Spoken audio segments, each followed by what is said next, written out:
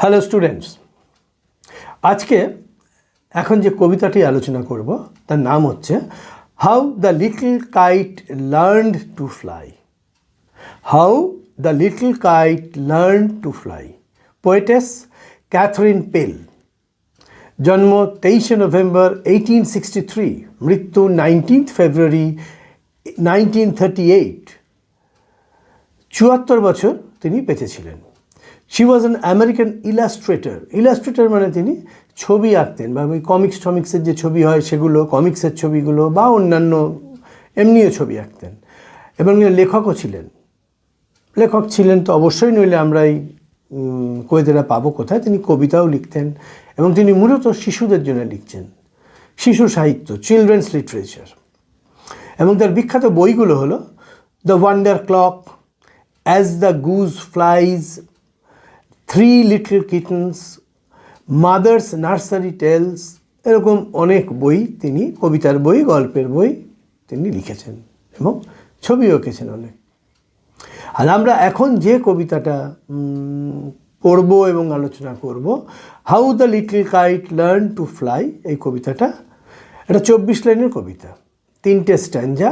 প্রথম স্ট্যাঞ্জাটা 6 লাইনের, তারপরেরটা 8, তারপরেরটা 8। এবং এর আগে আমি বলেছি যে কবিতার ছন্দবিন্যাস বলে একটা বস্তু আছে, রাইমিং স্ট্রাকচার। এই কবিতাটার রাইমিং স্ট্রাকচার হচ্ছে A A B B C C D D, এমনি করে গেছে।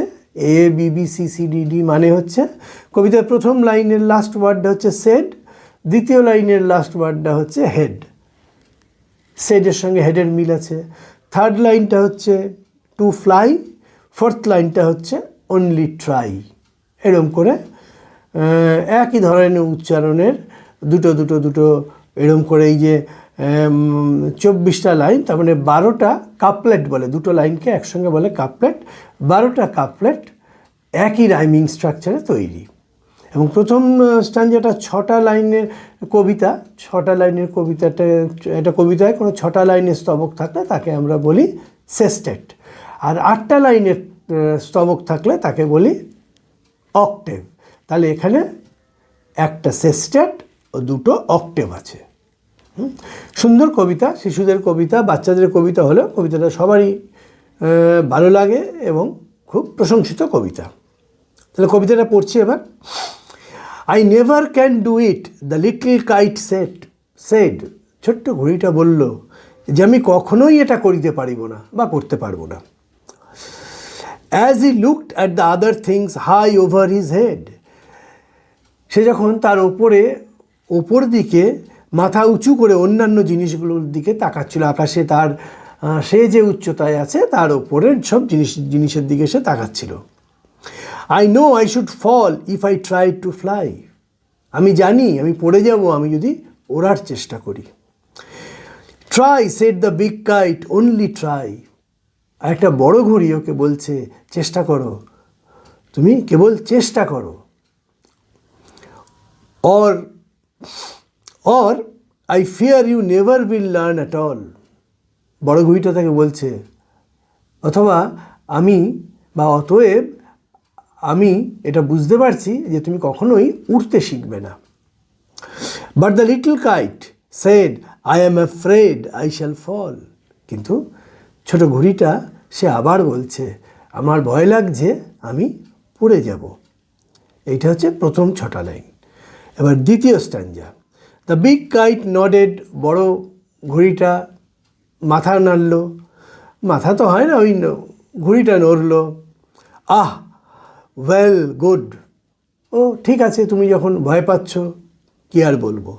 আই অ্যাম অফ, আমি চলে যাচ্ছি। And he rose towards that tranquil sky, সে প্রশান্ত দীর্ঘ সীমাহীন আকাশে উঠতে চলে গেল আরও ওপর দিকে। Then the little kite's papers tired at the sight, এই দৃশ্যটা দেখে ছোট ঘুড়ি তো কাগজেরই হয় জানি, সেগুলো আলোড়িত হয়ে উঠল, কেঁপে উঠল। অ্যান্ড ট্রেমব্লিং হি শুক হিমসেলফ ফ্রি ফর ফাইট, এবং কাঁপতে কাঁপতে নিজেকে মুক্ত করে দিল ওড়ার জন্যে, এবং এবার সে ওড়ার জন্যে নিজেকে শক্তি দিল, মুক্ত করে দিল। ফার্স্ট ওয়াইল্ডিং, প্রথমে ঘূর্ণির মতো ঘুরছিল, অ্যান্ড ফ্রাইটেন্ড, খুব ভয়ও পেয়েছিল। দেন ব্রেভার গ্রো, আস্তে আস্তে তার সাহস তৈরি হলো, সে সাহসী হতে শুরু করলো। Up up he rose through the air alone, ওপরে আরও ওপরে হাওয়ার মধ্যে দিয়ে সে একা উঠে যেতে শুরু করলো। Till the big kite looking down could see, যতক্ষণ না ওপরে সেই যে বড় ঘুড়িটা ওকে বলে গেল যে আই অ্যাম অফ, সে যতক্ষণ না ওপর থেকে দেখতে পাচ্ছিল the little one rising steadily, এই ছোটো ঘুড়িটা আস্তে আস্তে স্থিরভাবে সুদৃঢ়ভাবে আস্তে আস্তে আকাশের দিকে ওপরের দিকে সে উঠতে উঠতে উঠছে। এটা হচ্ছে সেকেন্ড স্ট্যাঞ্জা। এবার লাস্ট স্ট্যাঞ্জা, সেটাও 8 লাইনের স্ট্যাঞ্জা, সেটাই বলছে যে then how the little kite thrilled with pride, তারপরে এই ছোট্ট ঘুড়িটা কীভাবে গর্বিত হয়ে শিহরিত হয়েছিল, সে তার যে কর্মকাণ্ড তাতে শিহরিত হয়েছিল, তাতে সে গর্বিত হয়েছিল। As he sailed with the big kite side by side, সে গর্বিত এবং শিহরিত হয়েছিল কারণ কি? কারণ হচ্ছে সে সেই বড় ঘুড়িটির সঙ্গে পাশে পাশে সে অনেক উঁচুতে উড়ে বেড়াচ্ছিল। While far below he could see the ground, অনেক নিচে সে স্থলভূমি দেখতে পাচ্ছিল।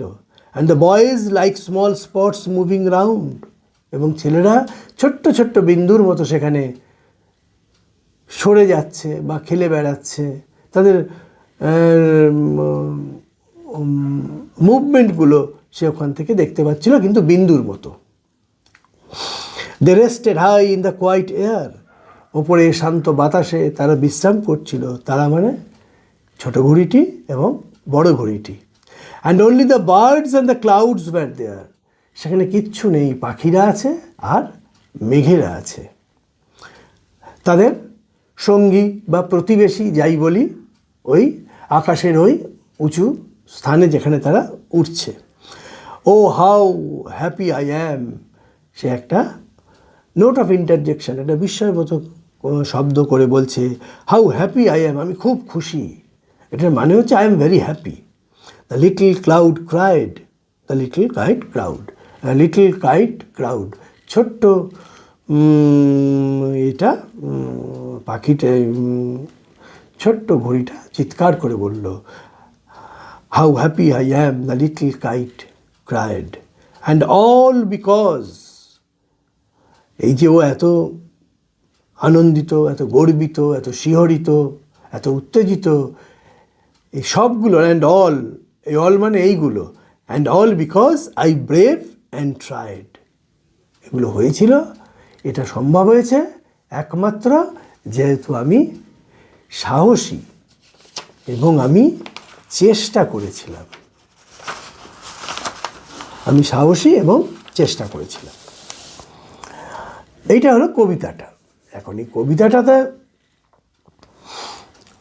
ঘুড়ি তো আর নিজে উঠতে পারে না, ঘুড়িকে আমরা জানি মানুষ ওড়ায়, আমরা ওড়াই ঘুড়িকে, কিন্তু এখানে ঘুড়িটা নিজেই উঠতে শিখেছে। এটাকে বলে পার্সনিফিকেশন, অপ্রাণীবাচক বস্তু প্রাণীবাচকের মতো আচরণ করেছে।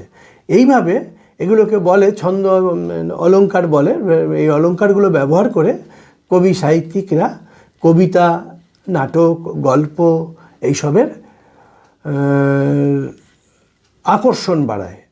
আমরা যখন পড়ি, আমরা পড়ছি একটা ঘুড়ি নিজেই উঠতে শিখছে, এটা একটা ফ্যান্টাসি, এটা কল্পনা। এই কল্পনাটা আমাদের আনন্দ দেয়। এবং এই কবিতাটা পড়তে গিয়ে আমরা কিসের দিয়ে মধ্যে কী ঘটনার মধ্যে দিয়ে আসছি আমি দেখি। It is a poem of courage, সাহসিকতার। It is a poem of fear, এটা ভয়ের কবিতা, একটা ভয় দিয়ে শুরু হয়েছে, তারপর সাহসিকতায় রূপান্তরিত হয়েছে। And the necessity of taking risk to grow. এবং এই কবিতাটা পড়ে আমরা দেখলাম ঝুঁকি নেবার প্রয়োজনীয়তা।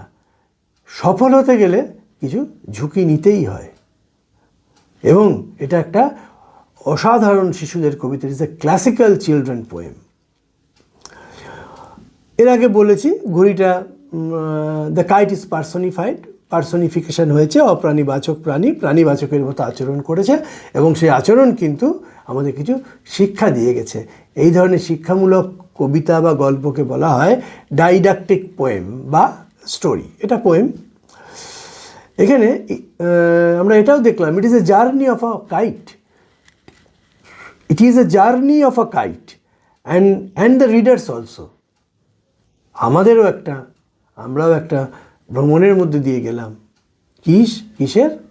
হাউ এনকারেজমেন্ট, কীভাবে এনকারেজমেন্ট অফ দ্য এল্ডার্স, আমাদের পরিবারের বড়জন গুরুজনদের উৎসাহ কিভাবে আমাদের জয়ী হতে সাহায্য করে, হেল্প টু বি ট্রায়াম্প্যান্ট। এবং হাজার ভয় উদ্বেগ, প্রচণ্ড ভয় এবং উদ্বেগ ওই ছোটো ঘুড়িটার মধ্যে ছিল ওরাকে কেন্দ্র করে, কিন্তু তার গুরুজন তার বড়দের উৎসাহে সে এগুলো সব কাটিয়ে সে কিন্তু উঠতে শিখেছিল এবং সেই ওড়াটা তাকে এক অদ্ভুত নির্মল আনন্দ দিয়েছিল। Actually the kite and we learned bravery is not absence of fear. আমাদের অনেকের ধারণা আছে সাহসিকতা মানে ভয়ের অনুপস্থিতি, আসলে কিন্তু তা নয়। But performing anything despite it is bravery.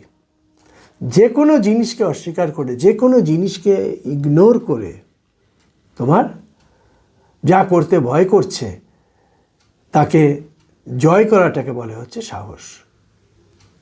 এটা কিন্তু এই কবিতাটার একটা শিক্ষা, lesson of the poem. So at last, অবশেষে আমরা কি দেখলাম?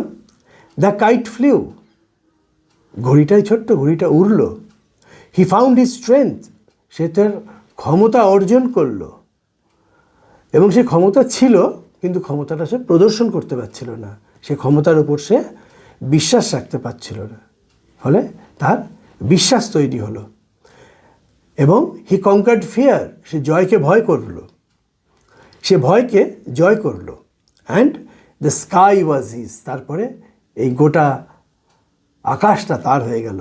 এ বাউন্ডলেস, সীমাহীন ব্লু ডোমেন, নীল বিস্তৃত যে অংশ, সীমাহীন নীল আকাশ তার হয়ে গেল, কারণ সে ওখানে স্বাধীনভাবে উড়তে শিখে গেল।